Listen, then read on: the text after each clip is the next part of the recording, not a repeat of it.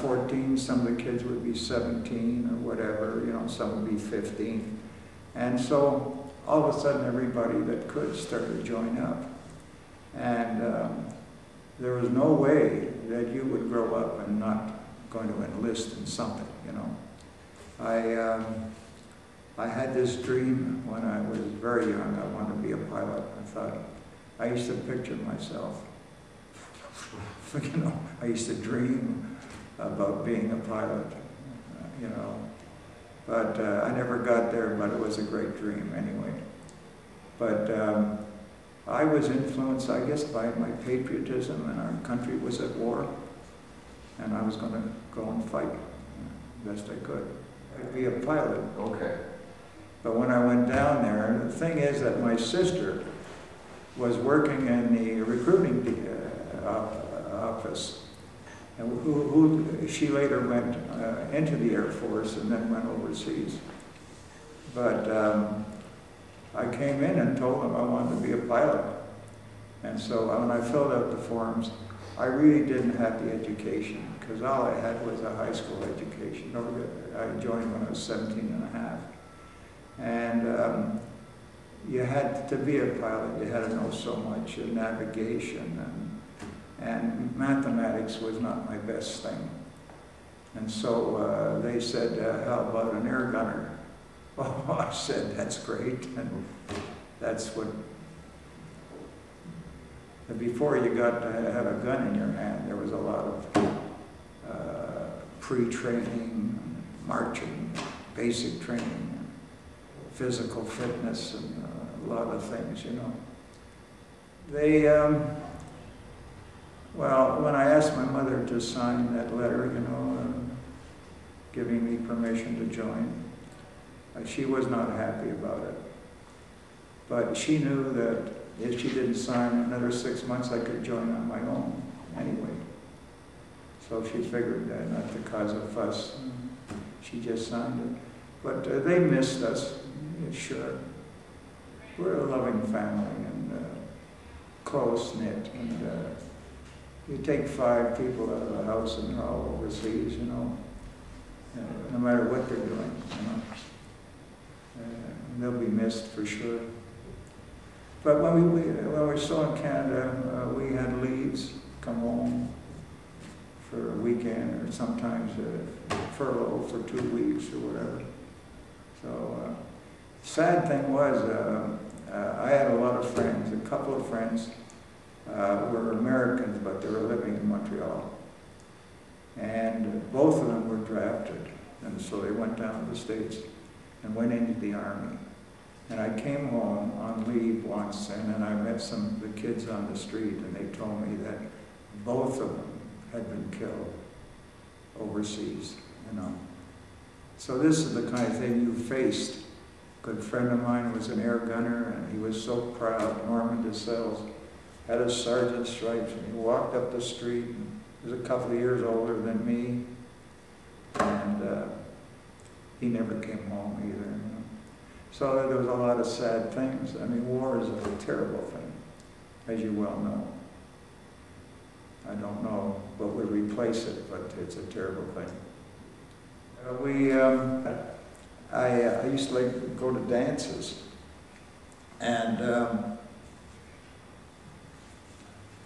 when you went to an English dance, there was one place we went to, and they had this huge band, well, maybe 14 pieces or so, and everybody danced. And the girls could cut in on the men. The men couldn't do that, but the girls would cut in on the men. Anyway, you'd dance for an hour in the band, and all of a sudden, the stage would swing around, and there was another band. The other band went for a break. I've never seen this any place except in England. And so, you know, we danced, and the English were very kind. They'd take you home for dinner, you know. They didn't have very much, of course. Everything was rationed. But they were courteous and generous. And I liked the English, really. They didn't like us too much because our uniforms were nicer, and we got more money than they did. And here they were they couldn't afford to go and buy somebody a beer, where the Canadians, the Americans, looked like they had everything. And then we got parcels from home with cigarettes and everything. And cigarettes you could trade for just about anything, you know, because they were so short. So, and chocolate bars, you know. To my mother, send chocolate bars. Stationed in several places. In Yorkshire, 3 or 4 bases there, and then in the south, down Ankney, which was another Royal Canadian Air Force base. A lot of us were interacting with the RAF, and a lot of the Canadian airmen, they flew with the RAF, you know, but as a Canadian. I was in London a couple of times on leave during the Blitz, and something I went. I had some good friends when I was stationed in Hamburg, non-Jewish friends, 3 of them, and they said to me, Howard, why don't we get a truck and we'll pick up some supplies, whatever we can get from the quartermaster, and we'll go to Bergen-Belsen, which was a concentration camp. Now this is 1946, so it's cleaned up an awful lot. He said, we'll bring them some things that would be a little comfort, you know, some food and blankets. And so I went out and I got permission to take a truck, went to the quartermaster, and he dumped a lot of stuff that he was happy just to get rid of, but was great for people that, you know, in the camps. So we went to Bergen-Belsen, and they were already being looked after, and the people looked better.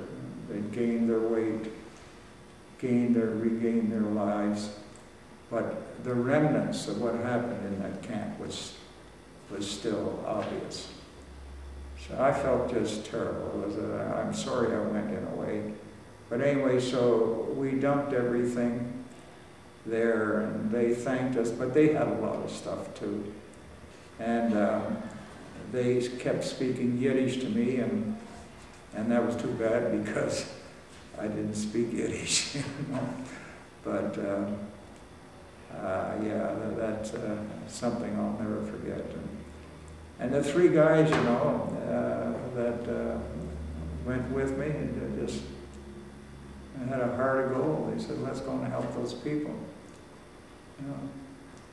And they were living in the camps, and the war was over, what, a year or so. They were living in the camps, and they had nowhere to go. Yeah. Well, they appreciate it. I had a hard time reading about it, Scott, a very hard time. And even to this day, my sister sometimes picks up a video that she picked up somewhere, and she wants me to watch it, and I start to watch it, and I find it very, very difficult to watch it. Just man's cruelty, you know, just terrible. How something like that could happen, I can't fathom, you know. So after the war, I won't say I ignored it, but I didn't, you know, I didn't keep it in my mind continuously. I couldn't, Scott, I just couldn't. And even today I can't. Now you have to know that I was discharged in 1946, and 2 years later, the War of Independence in Israel started, and I enlisted in the Jewish Army in Montreal, and I went there and fought for a year and a half in the War of Independence. So it seems to me I've been all